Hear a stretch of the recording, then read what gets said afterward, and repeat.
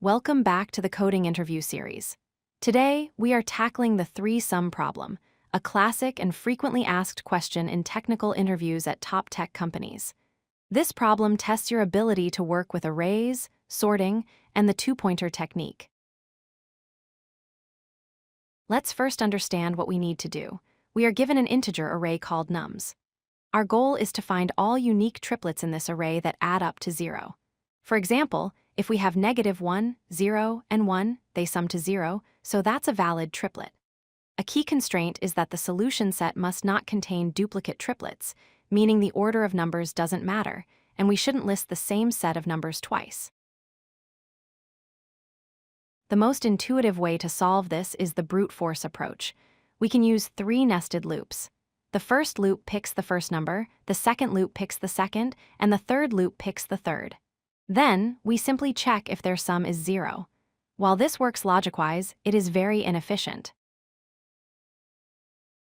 Why should we avoid this approach? Because the time complexity is O of n cubed. If our input array has just 1,000 elements, the algorithm performs 1 billion operations, which is way too slow. Additionally, handling duplicate triplets with this method is messy and requires extra memory. This solution will almost certainly get a time limit exceeded error on coding platforms. So, how do we optimize this? The key insight is to sort the array first. Sorting brings order to the chaos and allows us to use the two-pointer technique effectively. This strategy breaks the problem down. First we sort, and then we iterate through the list, reducing the problem to finding 2 other numbers that sum to a specific value. Step 1 is simple but crucial. We sort the input array in ascending order. Notice how in the sorted version, duplicates are grouped together, and values go from smallest to largest. This property is what allows us to efficiently skip duplicates and make intelligent decisions about which numbers to pick next. Now, we start iterating through the sorted array. We use a variable, let's call it I, to fix the first number of our potential triplet.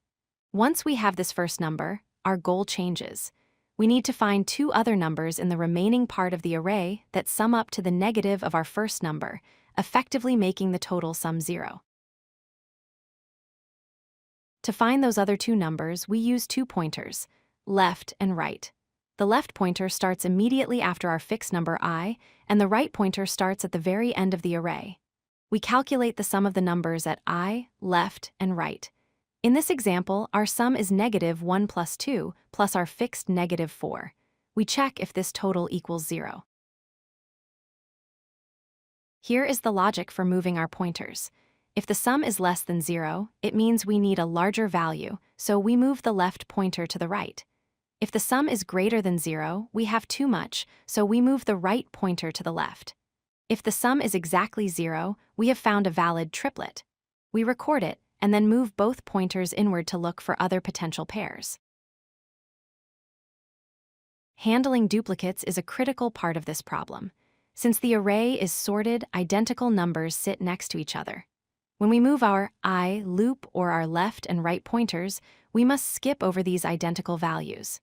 If we don't, we will end up with duplicate triplets in our output, which violates the problem requirements. Let's analyze the efficiency. Sorting the array takes O of n log, and our main logic involves a loop that runs n times, and inside that, our 2 pointers traverse the rest of the array, taking O of n time. This gives us a total time complexity of O of n squared. This is significantly faster than the O of n cubed brute force method and is acceptable for this problem. To wrap up, remember the recipe for 3Sum. Sort the array first. Iterate through the list to fix 1 number. Use the two-pointer technique to solve the remaining 2-sum problem. And finally, always be mindful of skipping duplicates to ensure your result is unique. Master this pattern, as it appears in many similar array problems. If you like this video, hit that like button and don't forget to subscribe. Visit codelucky.com for more such useful content.